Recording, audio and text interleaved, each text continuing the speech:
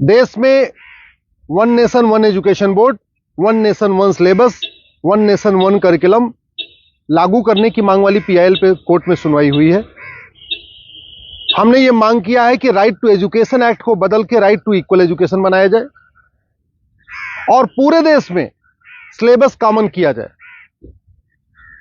बंगाल वाला बंगाली में पढ़े, गुजरात वाला गुजराती में पढ़े, महाराष्ट्र वाला मराठी में पढ़े, तमिलनाडु वाला अपनी तमिल में पढ़े, लेकिन सिलेबस और करिकुलम एक समान होना चाहिए। फिजिक्स का, केमिस्ट्री का, मैथ का, जूलॉजी का, बॉटनी का, इंग्लिश का, हिंदी का, संस्कृत का, ये सारे सिलेबस कॉमन होने चाहिए पूरे देश में। और वो इसलिए जरूरी है क्योंकि सारे के सारे कॉम्पिटिटिव जो एग्जाम हो रहे हैं उनका पेपर एक हो रहा है। इंजीनियरिंग का एक ही एग्जाम होता है पूरे देश के लिए, मेडिकल का एक ही एंट्रेंस एग्जामिनेशन होता है पूरे देश के लिए, एनडीए का एक ही एग्जाम होता है पूरे देश के लिए। इसी तरीके से आईएएस का जो पेपर होता है वो सबके लिए कॉमन होता है, पीसीएस का पेपर सबके लिए कॉमन होता है, बैंक का पेपर सबके लिए कॉमन होता है, रेलवे का पेपर सबके लिए कॉमन होता है। और अब तो यूनिवर्सिटी में एडमिशन के लिए कॉमन जो सीयूईटी हो रहा है वो भी सबके लिए एक पेपर कॉमन है। अब जब एंट्रेंस एग्जामिनेशन का पेपर एक है तो फिर अलग अलग सिलेबस क्यों पढ़ाया जा रहा है? सीबीएसई कुछ अलग पढ़ा रहा है, आईसीएसई कुछ अलग पढ़ा रहा है, यूपी बोर्ड अलग पढ़ा रहा है, बिहार बोर्ड अलग पढ़ा रहा है, बंगाल बोर्ड अलग पढ़ा रहा है।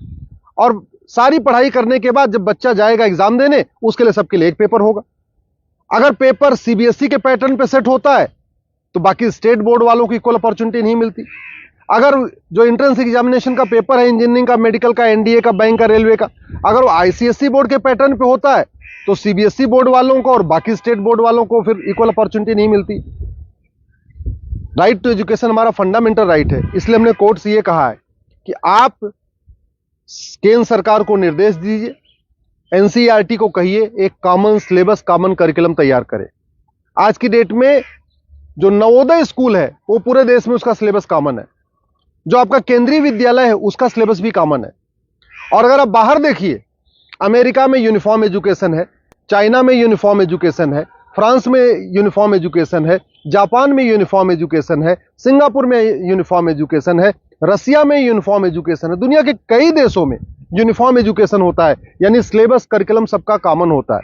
हमारे देश में सिलेबस अलग अलग चल रहे हैं, करिकुलम अलग अलग चल रहे हैं। इसके कारण बच्चा कितना भी अच्छा हो पढ़ने में, बिना कोचिंग के वो इंजीनियरिंग क्वालिफाई नहीं कर पाता, क्योंकि वो यूपी बोर्ड का बच्चा कितना भी अच्छा हो एक्सपर्ट पढ़ने में, लेकिन पेपर जो सेट हुआ वो तो सीबीएसई के पैटर्न पे हुआ, तो फिर वो क्वालिफाई नहीं कर पाता। अल्टीमेटली उसको कोचिंग करना पड़ता है। और मैंने ये भी कोर्ट को कहा है कि ये कोचिंग माफियाओं के दबाव में ही वन नेशन वन एजुकेशन लागू नहीं हो रहा है। कोचिंग माफिया इतने पावरफुल है, इनका लगभग 5 लाख करोड़ रुपए का कोचिंग का बिजनेस है हर साल का। अगर वन नेशन वन सिलेबस हो जाएगा, कॉमन सिलेबस, कॉमन करिकुलम हो जाएगा और जो पढ़ाया जाएगा यही पूछा जाएगा, तो लोग कोचिंग नहीं करेंगे। जो मेहनती बच्चे होंगे वो अपनी पढ़ाई करेंगे और उसके बाद एंट्रेंस क्वालिफाई कर लेंगे। लेकिन ये कोचिंग माफियाओं ने ऐसा सिस्टम बना दिया है कि पहली बात तो वन नेशन वन सिलेबस नहीं होने दे रहे, वन नेशन वन एजुकेशन नहीं होने दे रहे, और दूसरा जो 10वीं 12वीं में पढ़ाया जाता है वो एंट्रेंस एग्जाम में पूछा नहीं जाता, जो एग्जाम में पूछा जाता है वो 10वीं 12वीं में पढ़ाया नहीं जाता। इसका मेन ये कारण है कि कोचिंग माफियाओं ने पूरे हमारे एजुकेशन सिस्टम को हाईजैक किया हुआ है। और दूसरी बात ये भी है, जो बुक माफिया हैं, पब्लिशर हैं, ये नहीं चाहते कॉमन सिलेबस कॉमन करिकुलम हो, क्योंकि अगर कॉमन सिलेबस कॉमन करिकुलम हो जाएगा और सिलेबस कांस्टेंट रहेगा, 2 साल 3 साल 4 साल तक वही रहेगा, तो फिर जो पब्लिशर है इनकी किताब कोई नहीं खरीदेगा, लोग एनसीईआरटी किताब खरीद लेंगे।